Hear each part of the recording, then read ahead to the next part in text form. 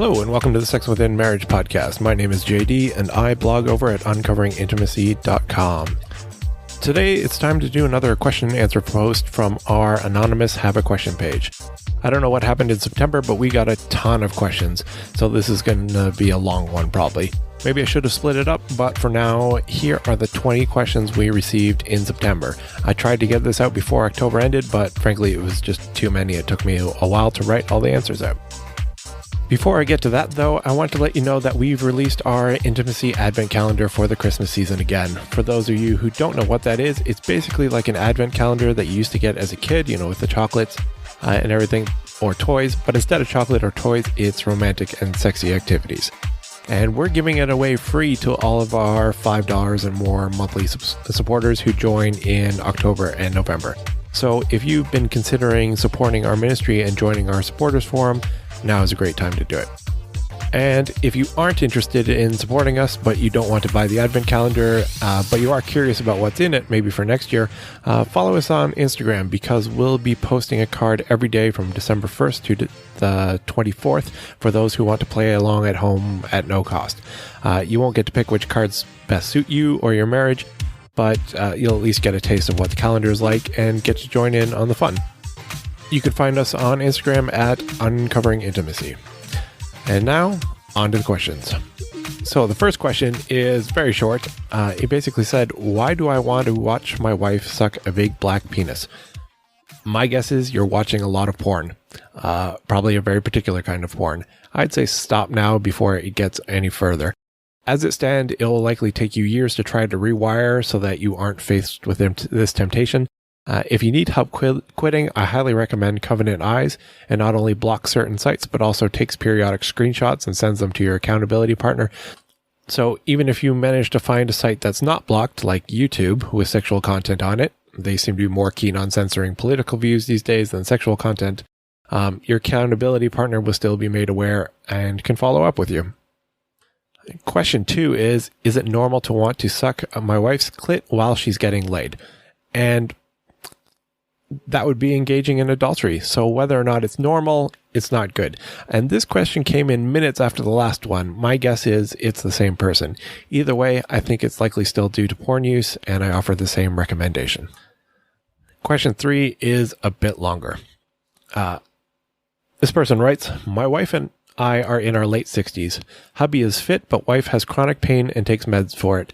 Wife's chronic pain started in 1995 when we had a regular sex life until 2002, then it stopped. No sex for us since 2002. Hubby has tried to discuss the lack of sex life, but since hubby stopped in about 2015 due to the wife constantly refusing to talk about the subject and her becoming angry when I mention it. Have read Come As You Are, the 5 languages to try to change my behavior and try to understand my wife's side of the story. Also reading scriptures that deal with marriage. Ephesians 4 verses 2 and 3, 5 verse 25, Song of Songs, etc. Going right back to God's original plan in Genesis 1, 2, and 3. And any scripture I can find to change my behavior. I'm sure there's much room for improvement on my part. However, despite praying every day for my wife for all sorts of her needs, she remains immovable in her refusal to engage in any intimate activities, even kissing or hugging unless I start it, and then it'll only last for a few seconds before she breaks it off. It may be unconnected, but I suspect she had an emotional affair about 5 years ago with a chap she met at a class she attended. She went out to a pub for a drink with him once, but he became distant after that and she was hurt. I know wife too well. Also, I know she watches some TV shows that features nudity that I don't like to watch, and don't. So I know there is some sexual/sensual arousal there. Am I to be a celibate husband for the rest of my life, or is there some chance that we can both have a close, intimate marriage? She refuses to attend counseling sessions. Any thoughts about this would be welcomed. I love my wife very much, and I refuse to leave her. Regards, Steve.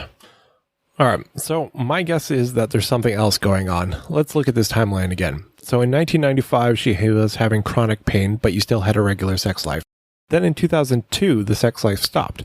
Then in 2015, you stopped initiating sex, and a year later-ish, she had an emotional affair. So I guess I'd be very curious about what happened in 2002, because that seems to be what changed the dynamic, not the chronic pain or anything else that you've mentioned. I'd also be interested in what she says if you flat out asked her if she intended to ever have sex again. Lastly, I'd say counseling is probably in order. Set an appointment with a licensed Christian counselor. I'd say not a pastor unless has specific and extensive training in counseling, not just a single class in seminary. And set it sometime far enough in the future that she could schedule it. Most people don't have anything on their calendars like 3 weeks from now, for example. Let her know the time and the place and that you'll be going and that you'd love it if she would join you. If she doesn't, that's okay. Just let her know that you're going to get support for yourself because you're struggling with the dynamic of the marriage and you want to get some help for how to handle it from your end. Hopefully she joins you, but if not, then at least you get some help.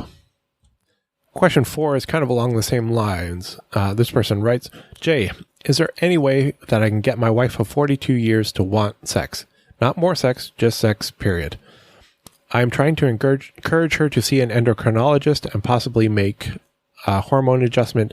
She's almost there, but if she does not go, am I stuck with masturbation and occasional porn, which I do not want either? There's zero libido on her side. There are flames and hot times on my side. She is 67. I am 75. I have not had an out-of-marriage sex experience, but the temptation is strong. It has been like this for 15 years plus. I am struggling. Thanks. Now, I wish people wouldn't wait 15 years to get help. Yes, I think getting hormone levels checked is a good idea, but my guess would be that there's likely a psychological aspect to it as well. In this case, at least she's willing to talk about it, seems. So I'd check out the free ebook called Where Did My Sex Drive Go? There's a link in the show notes. I'd say read it together and discuss it and see if anything rings a bell. Lastly, no, you're not stuck with masturbation and occasional porn. That's your choice. Sex is not a need for an individual. You won't die without it. It can be painful and it can feel lonely, but it's not something that you require to live. So you choosing masturbation and porn is 100% on you, and you cannot place that on your wife.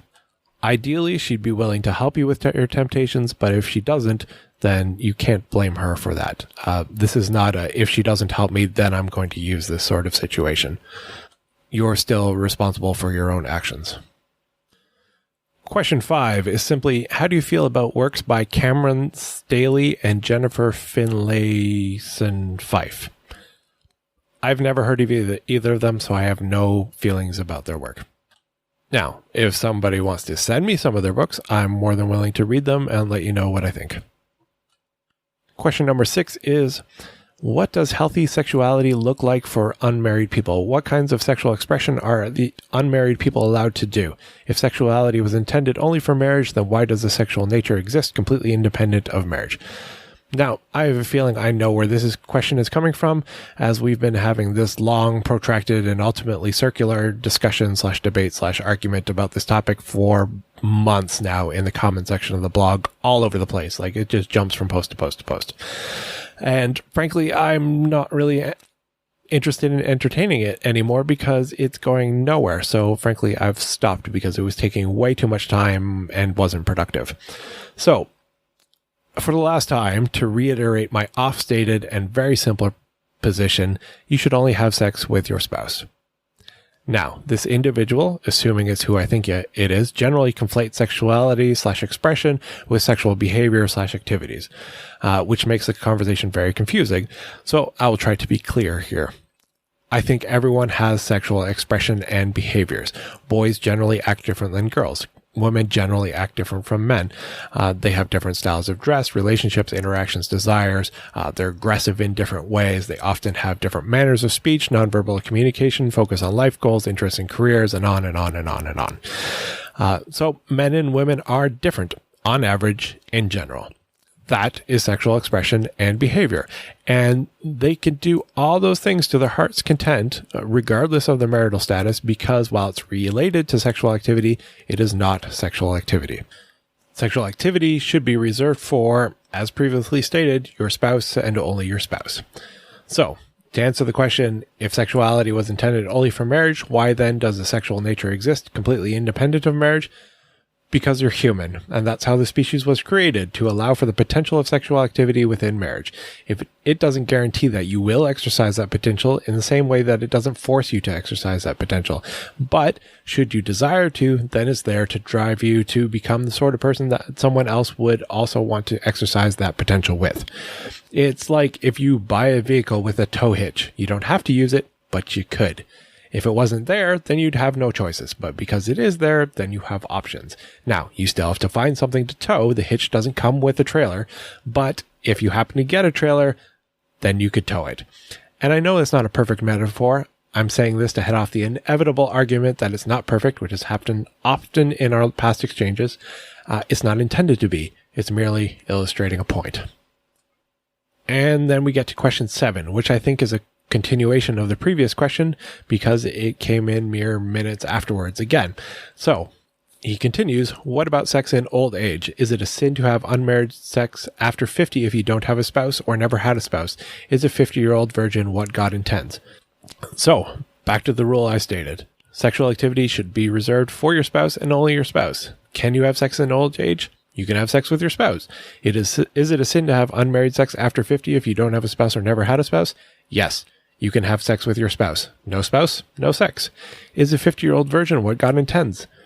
Now, that's a difficult question to answer. For one, we don't know exactly what God intends. Secondly, do you mean his desire for what would happen in a sinless world, or do you mean his permissive desire for what he allows to happen in a sinful world? We don't have any reference point for the first case. We'll see when we get to heaven. We do have some clues that sex may not exist, so it seems plausible at least, maybe even likely. It happens in our world, so clearly the second case is a yes.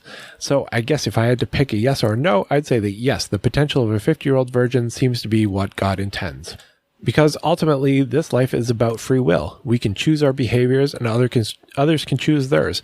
Our ultimate goal is to accept God as Lord of our life and follow his laws because they are loving and just. And others are free not to do the same, which means you can do all the right things, which never happens, and still not end up with a desired result because the world is broken and sinful. Which doesn't mean the laws change, which is what this commenter has been pushing for all along, that the church should change the laws because they're not working. The laws can't change because they're just more proof that God's way is the right way. And when choosing to follow God or self, we should follow God, because one day this demonstration, for lack of a better term, is going to end, and those who follow God will finally get to see what he wanted to happen, what life looks like in a creation when God's perfect will is reality. And those who prefer to try and alter his laws to suit their own idea of what he should have done, well, they already will have experienced the outcome of that and won't get to see what his perfect will looks like because they won't like it anyways. All right, let's move on. Question 8. I'm a retired pastor and a chaplain. My wife died 2 years ago. I'm still full of testosterone and have never been that great in disciplining myself or others for that matter. There seems to be little to nothing, other than your article about widows, that comes close to addressing the issue of widowed men and handling sexual drive that can almost keep you awake at night. Besides, this is the loss of intimacy with anyone. I feel I am becoming narcissistic. Since lust is considered a sin, what do Christian men call normal sex drive when addressing the issue in any way is likewise considered evil or wrong? If you are willing to guide my efforts, I would like to write something on this issue that is downright useful to Christian men who are single again, but definitely not sexless. All right, so you are absolutely right. I tend to focus on the currently married people, so I don't have a lot of resources for people outside of that stage of life. Largely because I have less experience directly or indirectly through talking with others. I've spent a lot of time reading books, blogs, listening to podcasts, talking to people, and testing out things regarding marriage because, well, that's where I am at, and it's easier for me to do. And then I try to synthesize it into principles for others to help them. So around the edges of that experience, I can offer some help with those principles, what is right and wrong, and the whys of that. But the specifics of the how, I'm a little fuzzy on because I've not been there yet, so I don't have any tips or tricks to share from my own experiences. For example, I can say that biblically the answer is that if you still have a sex drive, you should probably find a spouse. However, I'm also aware that that advice might come off as callous and impractical by many. I believe for myself that I would make a terrible single person. I love to love my wife, and I would probably be looking for someone else to love like that again. If I were to die first, I would definitely want someone to take care of her as I did, or even better. I believe she would want the same for me. But that's my, in theory, belief. I have no idea how grief would affect that, as I've never been negatively impacted by the loss of someone before. I mean, I've had people in my life die, but I've yet to have anyone close enough to make a significant impact on my life. And that may be because of my views on death, or maybe simply that no one close enough has died yet. I'm not sure. And so I highly recommend that you find someone who is at your stage of life, who has the desire to do all the researching, thinking, testing, talking, and failing, and has a passion for helping others avoid a lot of the pain that they've been through in trying to figure out what doesn't work. All right, question number 9. Hi, I would like to know your opinion of OMGS. I do not have a subscription, but I keep seeing ads for it. I know it basically talks about how women can feel more sexual pleasure. So for many people, it would mean masturbation, but what if the information was used only as a married couple? Second, I hope it's not too weird, but is it very unpleasant for men to continue having intercourse after ejaculating? The reason why I'm asking is that my husband has always suffered with premature ejaculation. We somehow learn to make it work, usually by him continuing after he's done until I orgasm as well. Now, he says it's mostly okay for him, but sometimes I'm not sure whether it really is so, or if he just wants me to enjoy sex, so he does something that is not really pleasant. Thanks for answering. Okay. OMG yes comes up from time to time, and the short answer is that I believe it's porn wrapped in a shiny paper to deceive and confuse people. If you want to know how to have your husband please you, then practice with him. He's going to learn a lot more from watching you masturbate than from watching another woman. Learn to communicate and then try things. Don't be afraid to experiment. But watching another woman masturbate to orgasm in the hopes that he'll pick up some new tricks seems to have a high risk to reward ratio. As for continuing intercourse after ejaculation, for some men, they may find it uncomfortable. They can get too sensitive. For the vast majority of men, though, they fairly quickly lose their erection soon after orgasm, making sex difficult, if not impossible. As well, there seems to be a set of energy that's sort of in reserve for when you're having sex leading to orgasm. But as soon as the orgasm happens, suddenly you realize just how tired you are. And so, yes, you can push through it for a bit, but you're frankly fighting a losing battle between an erection that's softening and energy reserves that are no longer accessible.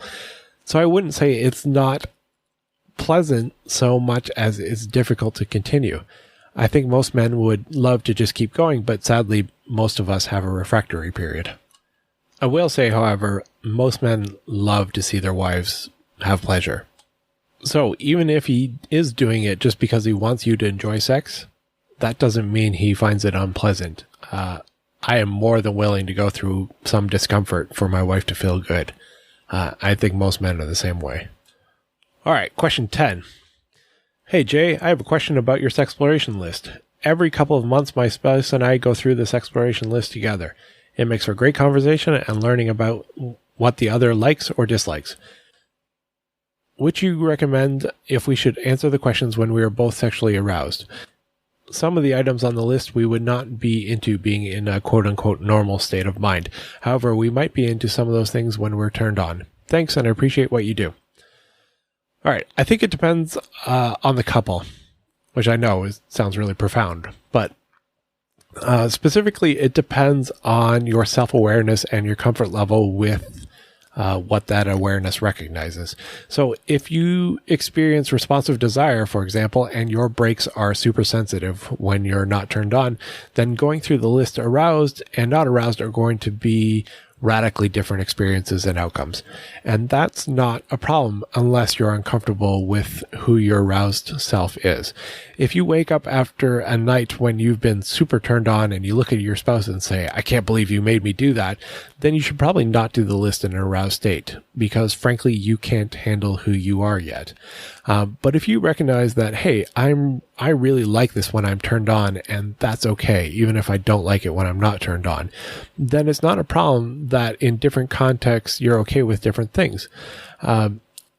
But your spouse also has to be aware that, answering a question like, I like to be tied up when I'm super turned on, is not permission to slap a pair of handcuffs on her when she's making dinner and have your way with her, because it's the wrong context for her. So you have to figure out what kind of people you are. Can you accept that there are differences between you being aroused and not aroused? If so, I would say go through it when you're aroused. In fact, go through it in both states, because then you can see, maybe what works better as foreplay and what works better when you're actually already aroused, because those might be quite different things. If you can't handle what you're like when you're aroused, when you're not aroused, then don't do it while you're in an aroused state, because later, if you look back on it, you're just going to be embarrassed and upset and never want to do it again. All right. Question 11, halfway through. Hey, JD, how are you? Quick question. How far can you go in role-playing? A while back, my husband and I tried some role-playing. He pretended to be a teacher, and I was a student. We were both really enjoying the taboo feeling of it, and it made for some great sex. Next, we both want to try me being double penetrated, one being my husband and the other one being a dildo, kind of like a threesome. Here's the thing. Both of those scenarios are wrong if we did them in real life, but is it wrong to imagine or play out these things within marriage? I could never imagine doing it in real life, but isn't that the whole purpose of role-playing? All right, so first off, I'm doing great. Thanks for asking. Second, this is a question that many people are going to disagree with me on, but personally, I think you've already gone too far. Philippians 4 says, finally, brethren, whatever things are true, whatever things are noble, whatever things are just, whatever things are pure, whatever things are lovely, whatever things are of good report, if there is any virtue and if there is anything praiseworthy, meditate on these things. So first, you're intentionally focusing on something that is not noble, pure, lovely, of good report, virtuous, praiseworthy, etc. Now, this verse doesn't give a reason, but a recurring principle in the Bible, I feel, is well represented by this quote by Clarence and Diana Schilt. And they said, whatever gets the mind gets us, and whatever gets us is reported in our thoughts, attitudes, words, and actions. And I've heard so many stories from people about how they don't know how they got into the mess that they're in. They think it started so innocently. It was just dirty talk, and then it was just role play, and then it was just chatting online with another couple, and then it was just having coffee and talking about our fantasies, and then it was just having sex in the same room, and then it was just swinging. And some will say, well, that's just a slippery slope fallacy. But it's only a fallacy if it doesn't happen, and it sadly does happen all too often. But even if it doesn't happen, do you want to train your brain to find the idea of threesomes and inappropriate power dynamics to be arousing? Our brains are incredibly malleable, and I would hate for you to one day be caught in a situation when someone who has authority over you propositions you, and your logical brain kicks the response back down to an immediately turned on part of your brain that's operating on feelings rather than logic, and you do something you later regret when you kind of sober up. And like I've said, there's too many sad stories in my inbox like this. Or maybe that never happens. Maybe you just continue with your marriage needing more and more intense role plays and experiences just to get aroused until one day you stop and think, what kind of person have I become that I have to think about these things to get turned on? And then you just shut down with your sex drive entirely because you can't deal with it. I've gotten quite a few emails like that in my inbox too, where they're desperately trying to figure out how to desire to have sex again because they're scared that those desires will come back with it. And so, as I've said a few times today already, I think the rule of have sex only with your spouse is a good one. And I think that extends to what happens in our minds as well. All right, question number 12. Hi, Jay. A number of months ago, my husband told me that he likes to put things in his anus, and it pleasures him, and he can come from just doing this alone. He said he wanted to talk to me about it for a long time, but he was worried that I would think he was gay. I feel like this is normal, and we have incorporated it into our sex life, but I'm uncomfortable with it for a different reason. My husband was sexually abused for years in his home when he was a child. I feel weird about basically performing a similar act on him now that was super traumatizing to him as a child. It's obviously more complicated than that, but I feel weird about it. He says it's okay, and it doesn't remind him of his past trauma because he trusts me and he knows the time and space we are in now. So It's really just my feelings. I personally feel odd about it. Is there a way I can feel more comfortable with this? I feel like this question is probably better suited for someone who has an expertise in trauma. However, I will say that many people who were sexually abused can still go on to have perfectly healthy sex lives. I think if your husband is willing to open up to you about something this vulnerable because he wants to experience it within a loving relationship in the proper context, then that seems to me like it would be more healing and damaging. But I'm not a licensed therapist, so dealing with past trauma like abuse is kind of outside of my wheelhouse. Question 13. I had a baby this year, which makes my libido basically zero. I still want to be as intimate with my husband, but it doesn't happen very often. My husband almost never initiates. I've asked him about it, and he says he feels like I'll be doing it out of obligation, which I've told him is not true, and I feel undesired, and in turn makes me not want to initiate. My husband's libido is higher than mine for sure, but also not extremely high, because of some hormone imbalances he's working on fixing currently, and also possibly from a history of porn use. When we're in seasons like this, I can't help but be afraid that he's looking at porn or something. It takes a toll on our marriage and how I feel and act towards him, which is difficult. This pattern continues to repeat itself over the course of our 5-year marriage, which is so difficult. It was getting much better before we had our baby, but it's been a problem again since my libido is virtually none. What can I do to help break the cycle? I have a few ideas. Firstly, I'd consider scheduling initiation, if not sex. Perhaps he takes the first 3 days of the week and you take the last 3 and leave Wednesday as a bonus day. So for Sunday, Monday, Tuesday, his goal is to initiate sex at least once. He can try for Sunday, but if something happens, then he still has Monday. And if Monday doesn't happen, then Tuesday is the latest day that he can. And he better do it on Tuesday then.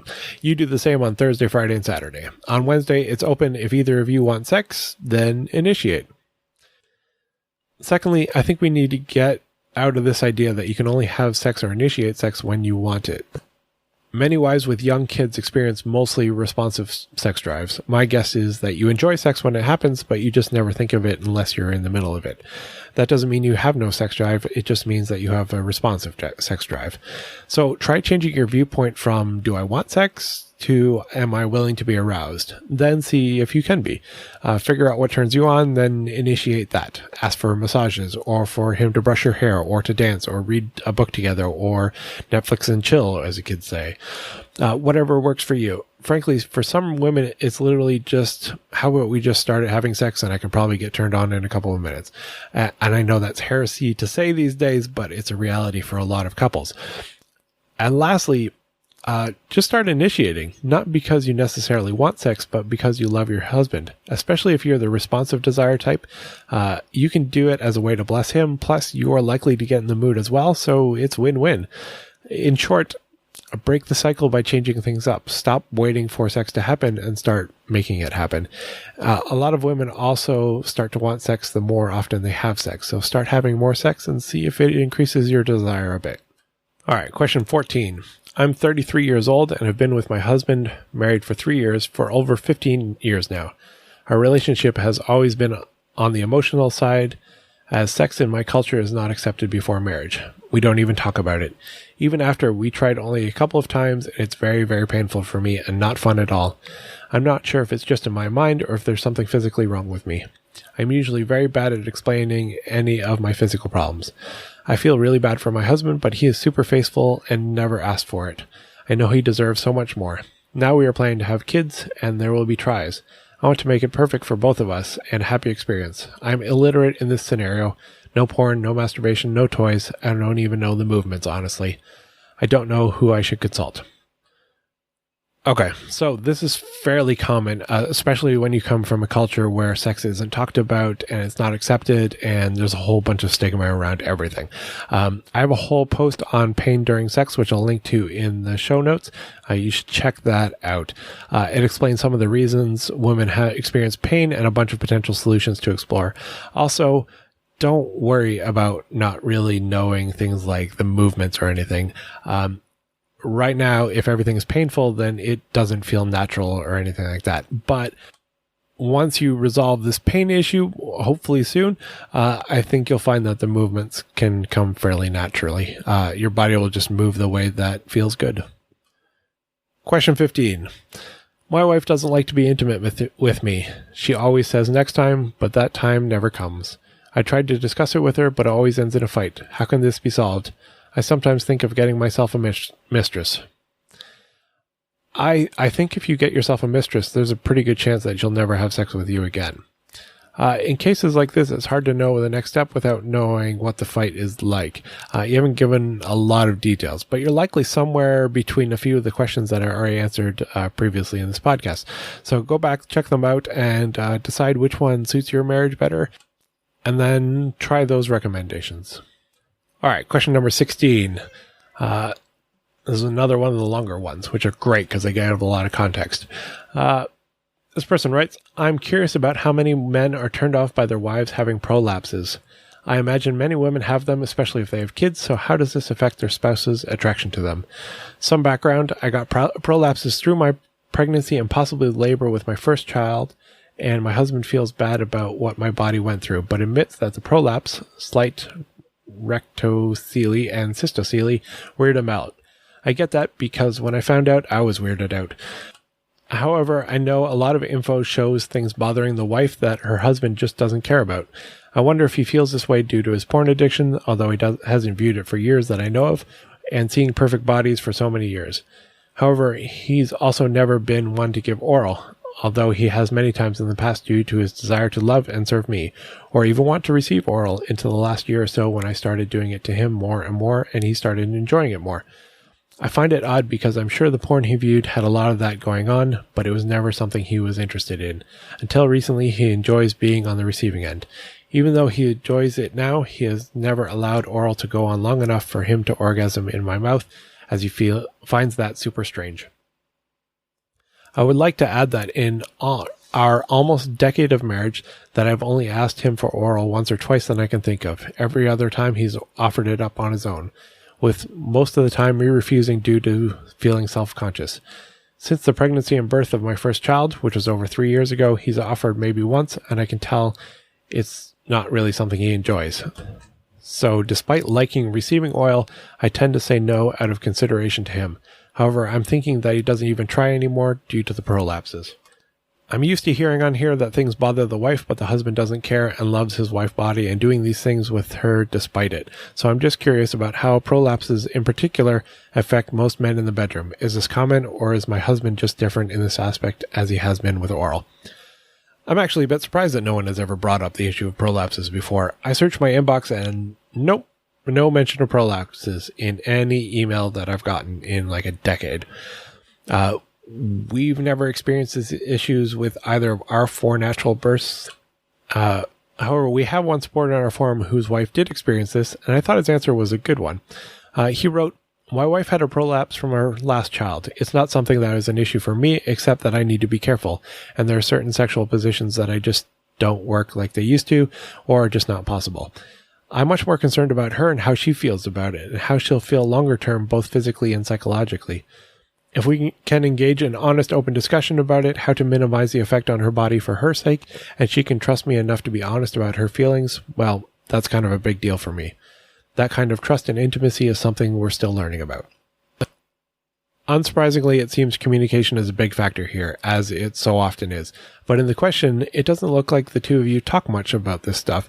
There's a lot of mind-going reading on, which is never a good thing, rather than simply going to the source. So maybe he is freaked about the prolapse. Or maybe he thinks that you're uncomfortable with it. Maybe he just doesn't like oral sex much. Maybe there's something else going on entirely.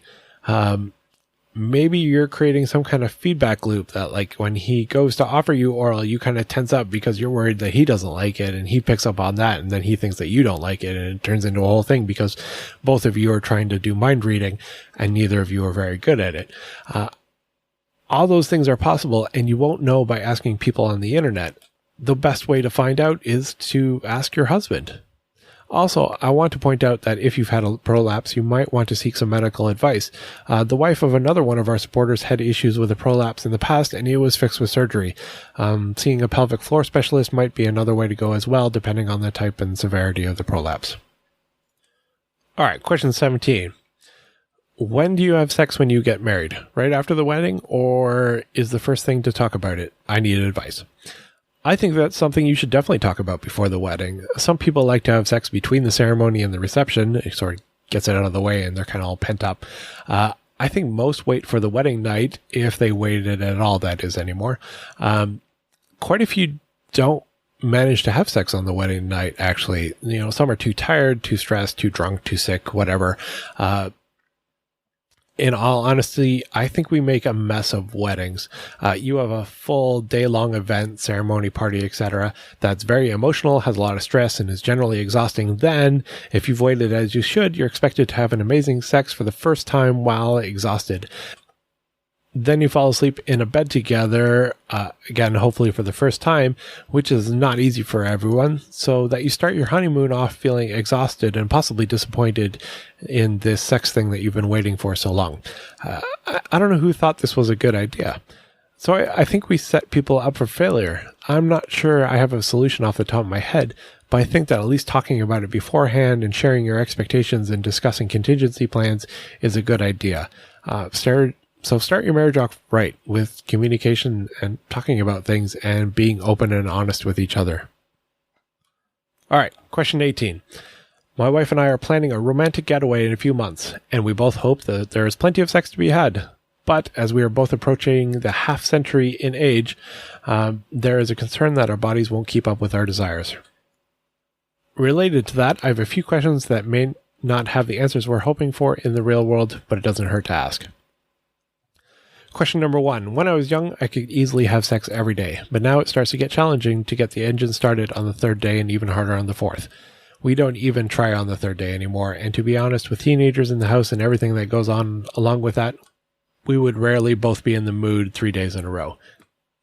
But with a 5-night resort stay booked, 5 times in 5 days would, I hope, be the minimum. Any tips for building up stamina?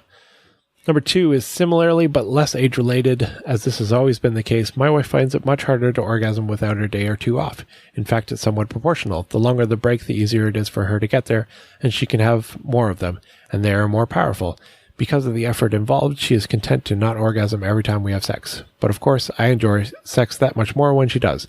Naturally, this would be unrealistic of me to think that she would orgasm every single time that we have sex during the getaway.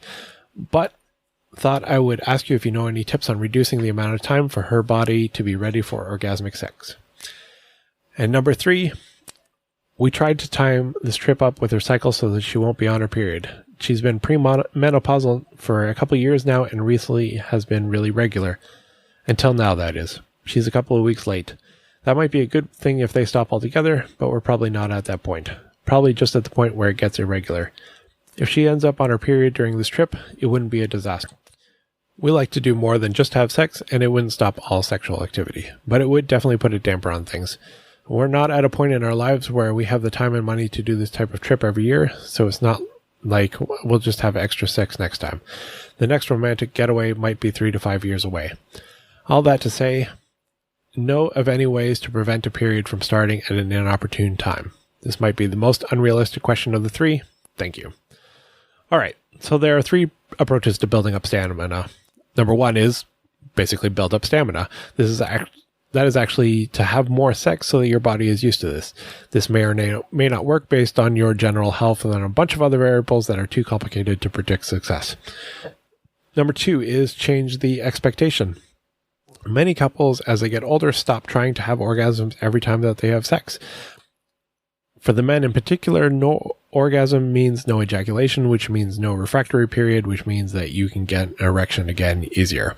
If your wife struggles to orgasm multiple days in a row, then this might work for her as well.